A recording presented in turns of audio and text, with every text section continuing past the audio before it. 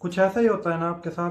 Salary आपकी 1 तारीख को आपके फ़ोन में क्रेडिट होती है और 20 तारीख के बाद आप एक ही चीज़ देखते हो, ज़ीरो बैलेंस। बिल्स और ईएमआईज ये समझ में आते हैं क्योंकि ये लाइफ के लिए एक बेसिक नीड है, पर आप ये फालतू के खर्चे जैसे स्विगी, जोमेटो, अमेजोन इन पर खर्चा करते हो और इसके बाद देखते हो कि मेरी सैलरी कहाँ गई। और सैलरी ज़ीरो होने के बाद आपको एक ख्याल आता है कि आपकी सैलरी ही कम है। पर अगर मैं कहूँ कि आपकी सैलरी सही है, सिर्फ आपके खर्चे आपके कंट्रोल में नहीं है। आज इस वीडियो में हम यही समझेंगे कि एक मिडिल क्लास आदमी हमेशा गरीब क्यों रह जाता है। आप छोटी छोटी जगह पर खर्चा करने से पहले सोचते नहीं हो।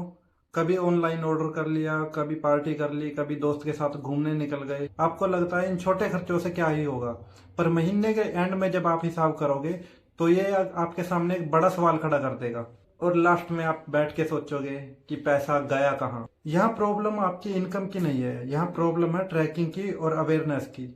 एक मिडिल क्लास आदमी अमीर क्यों नहीं बन पाता? क्या उसकी सैलरी कम होती है इसलिए? नहीं, उसका मेन रीज़न है क्योंकि वो सोसाइटी को दिखाना चाहता है कि उसका स्टेटस कितना ऊंचा है, और इस चक्कर में वो ऐसी चीज़ें खरीद लेते हैं जिनको वो अफोर्ड भी नहीं कर पाते। जब भी आप कोई चीज़ डिस्काउंट पर खरीदते हो तो आप बहुत खुश होते हो। डिस्काउंट का मतलब सस्ता नहीं होता, डिस्काउंट का मतलब होता है प्लानिंग से पहले खर्चा। एक मिडिल क्लास बंदा सबसे बड़ी गलती ये करता है कि वो सोचता है कि हम बाद में सेव कर लेंगे, और ये बाद कभी आता ही नहीं। मिडिल क्लास इंसान कभी ये बात मानने को तैयार नहीं होगा कि उसका खर्चा उसकी गलत आदतों की वजह से बढ़ रहा है। फोर्थ पॉइंट है मिडिल क्लास प्रेशर, जो कोई एग्जैप्ट नहीं करता।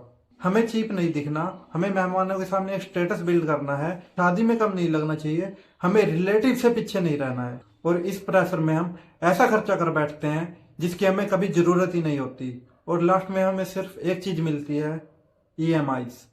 और ये सब सिर्फ इसलिए होता है कि हम सोचते हैं कि लोग क्या कहेंगे, पर सच ये है लोग सिर्फ देखने आएंगे और ईएमआईज का बोझ आपके सर पर होगा।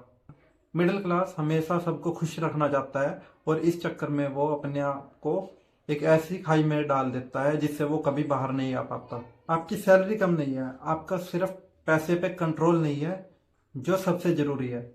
अगर आप ये ट्रैक करने लग जाओ कि हमारा एक्सपेंस कहाँ हो रहा है, हम खर्चा कहाँ पर कर रहे हैं, और ये सब ट्रैक करने के बाद आपको ये पता चलेगा कि कुछ खर्चे तो आपके लिए जरूरी भी नहीं थे, उनको अगर आप नहीं भी करते तो कोई फर्क नहीं पड़ता। सेविंग करने का मतलब गरीबी नहीं होता, सेविंग करने का मतलब होता है कि आप अपने फ्यूचर को रिस्पेक्ट दे रहे हैं। जो आदमी अपने खर्चों पे कंट्रोल नहीं करता, कल सिचुएशन उसको कंट्रोल कर लेगी। अगर इस वीडियो में आपको कोई अपनी लाइफ से रिलेटेड सीन दिखा हो तो कमेंट करके जरूर बताना। और अगर आप अपने पैसे को कंट्रोल करना सीखना चाहते हो, no fake motivation, no flex, तो चैनल को फॉलो करो, क्योंकि पैसा कमाना बाद में आता है, पहले पैसे को संभालना आना चाहिए।